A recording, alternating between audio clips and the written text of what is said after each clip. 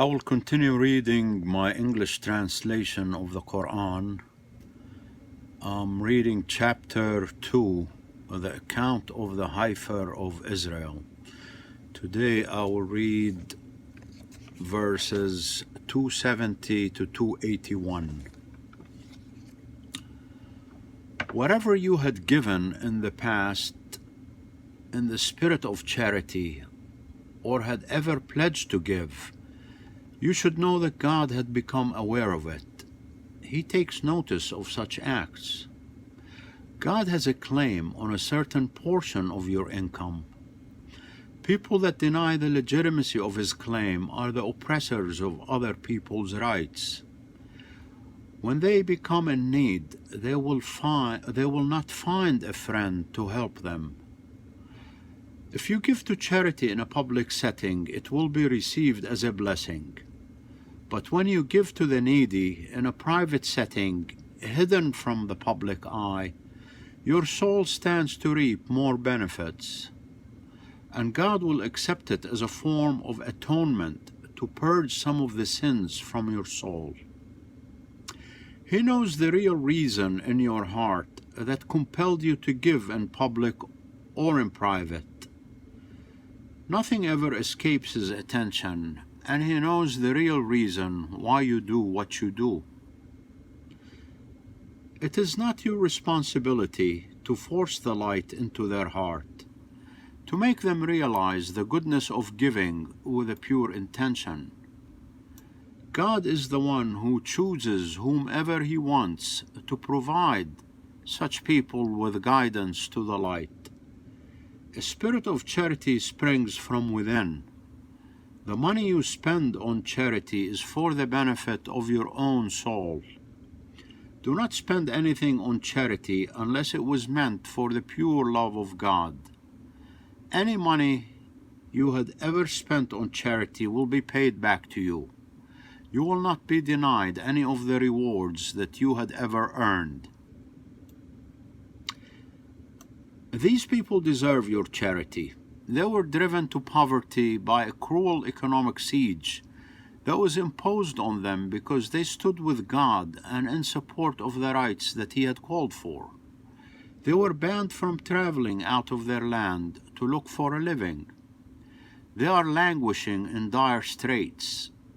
An outside observer who knew nothing about them might think that they are well off, as they usually project a dignified appearance with a subtle pride that does not allow them to ask for the help of others. But you will know them by the radiant signs evident on their faces.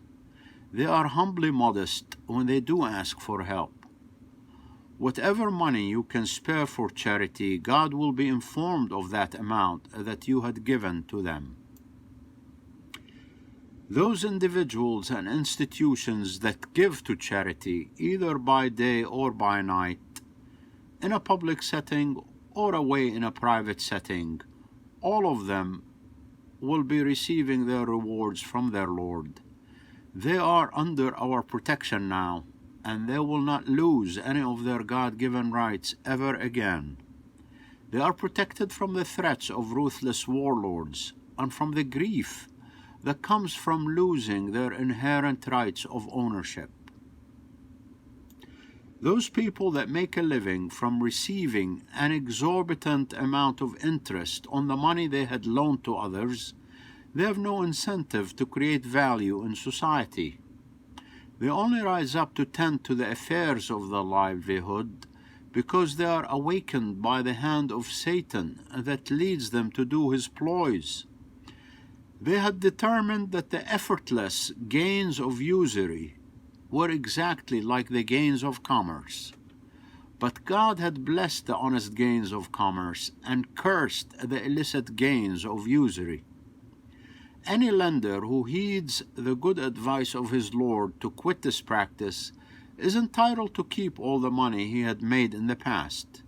Beyond that, the matter of his earnings in the past is for God to judge. God, the spirit of morality in all people, Allah, appeals to a person's sense of morality as to what he should do to purify his illicit gains. Any lender that chooses to go back to extorting from his borrowers double the amount of his original loan will be joining those keepers of the flames of human pains. Hell will be the kingdom of their eternal existence. The spirit of legitimacy, Allah, the Lord of Providence, will deny usury the legitimacy of its gains, but will amplify the gains of charity. God does not love a repeat offender who keeps committing the same sin over and over again. People that believed God to be their only protector and had taken corrective actions to improve the spirit of unity in society, and had instituted a regime of congregational prayers on a regular basis, and had given alms cheerfully, all these people will be receiving their rewards from their Lord. They are all under our protection now, and they will not lose any of their God-given rights ever again. They are protected from the threats of ruthless warlords, and from the grief that comes from losing their inherent rights of ownership. O people who believed God to be your only protector, do not provoke God's anger by violating the morality of equality. Vindicate your faith in his protection by abandoning your outstanding claims to the extortionate interest payments on the loans that you had already made. But if you do not heed this call, then you must prepare yourselves for a war with God and his messenger. If you are ready to repent, you will have the right to collect the original principal that you had loaned out. Your financial rights will be protected. You shall not violate the rights of others, and others shall not violate your rights. Everyone is equal under the law.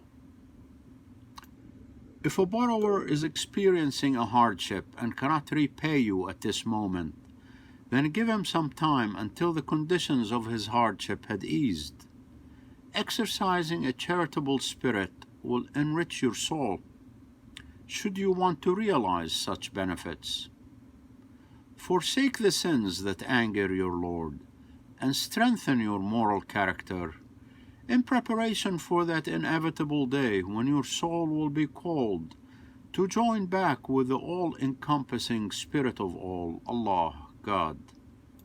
Then it will receive everything it had ever earned, all the rewards of its faith and the virtues it had gained. No one will receive anything less than the exact thing he deserves.